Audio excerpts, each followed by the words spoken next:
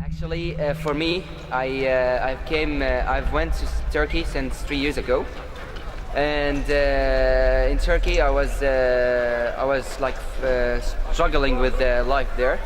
It was so hard for me, like no future, no one is helping us, and I decided to move to Germany.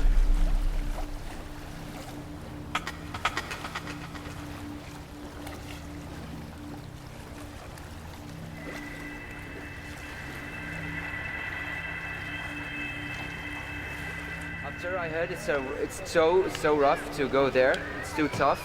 You need to be tough and strong.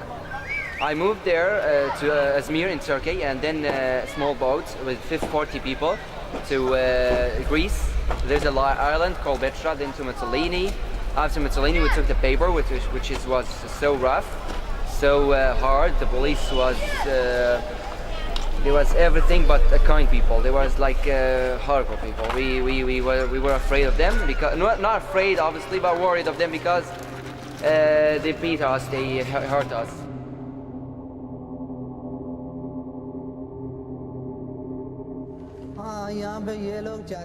Greece wants to be rid of us. They want to keep the jobs for themselves. They've become real racists, and they want us to go. Donald J. Trump is calling for a total and complete shutdown of Muslims entering the United States until our country's representatives can figure out what the hell is going on.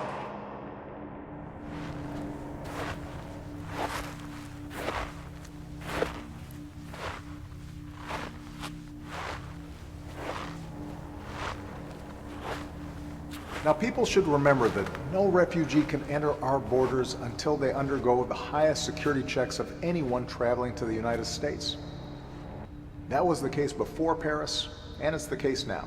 And remember, many of these refugees are fleeing the same terrorists who threaten us.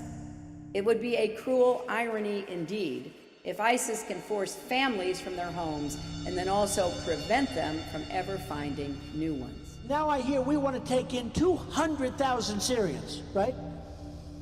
And they could be, listen, they could be ISIS. I don't know. Did you ever see a migration like that?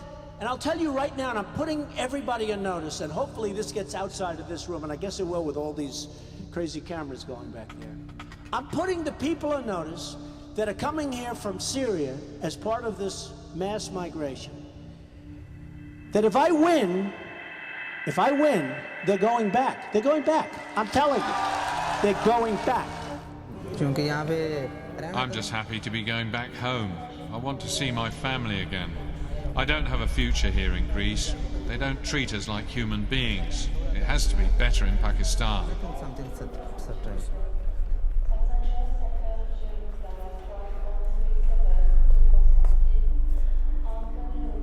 Would you go back?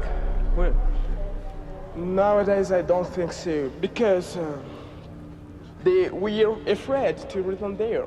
If we return, we know that we will be killed, will be destroyed, and no one will survive. So we prefer to stay here and be killed by the disease and hunger.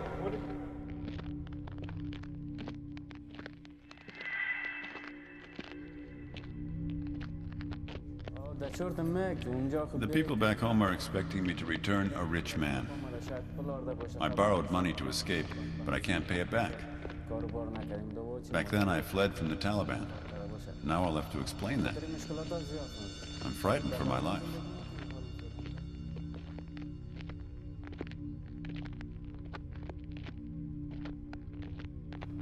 They went back to Syria to their father because they couldn't, because of bad circumstances. They couldn't tolerate anymore. They choose to, we will die anyway. I prepared to die at my home. You feel you are neglected from the world, all world. No one cares about you. It doesn't. In Jordan, when I was seeking for a job, they don't care about your certificate, they don't know about your qualification, doesn't matter. You are Syrian, you are now a refugee.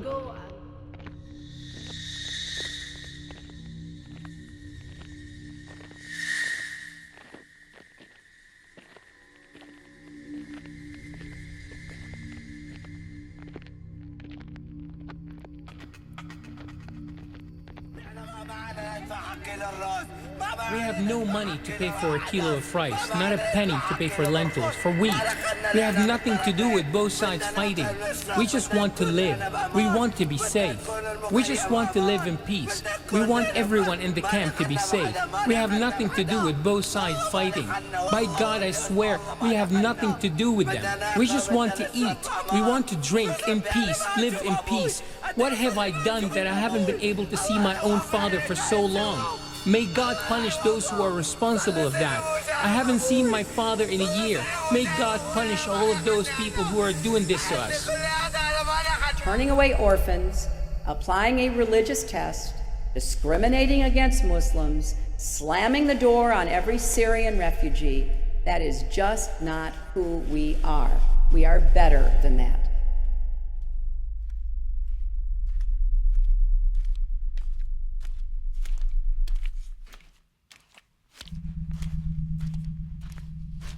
Good future, not for me, for our children, for my children. We deserve to live in peace. For a peaceful place, only peaceful place, and job for life, only for life. Then if our country become okay, we can return.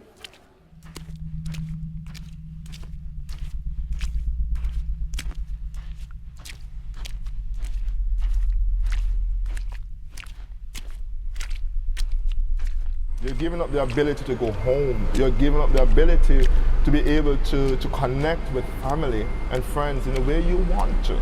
It's giving up your culture, it's your way of life. I start to be free. I can use my time for LGBT project for my personal life. I can spend time with my boyfriend if he texts me tonight. So I can live my life and I can do what I should do in my life. Have some fun. Do some LGBT activities. Right now I'm free. Right now I'm human.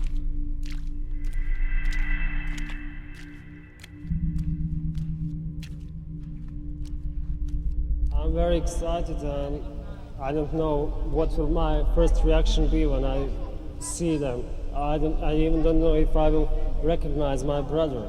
He was about this big when he went away and now he's 10 years old.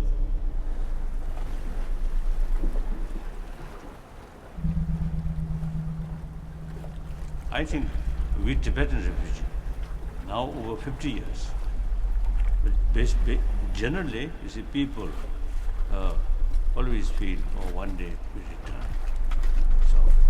So ultimately, all refugees, they should aspire to go back to their home. Yes. And the environment should be created. Yes, should rebuild their own country.